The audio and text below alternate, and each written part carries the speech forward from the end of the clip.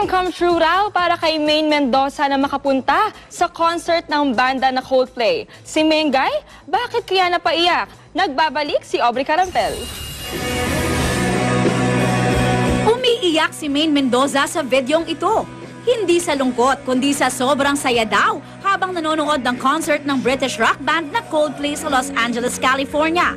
Kasama ng Dub Smash Queen sa panonood ang kanyang ate Colleen at ang celebrity stylist na si Celeste Tuviera.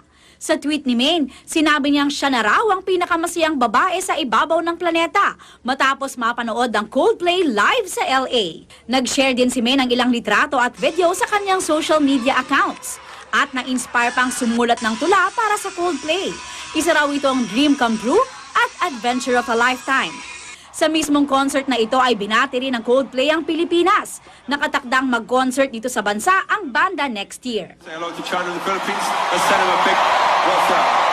Hindi lang ang Coldplay ang napanood ng live ni Meng. Napanood at nakita rin niya up close ang English singer-songwriter na si Adele.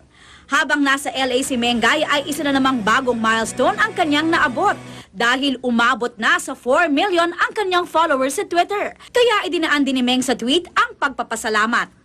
Aubrey Carampel, updated sa Showbiz Happenings.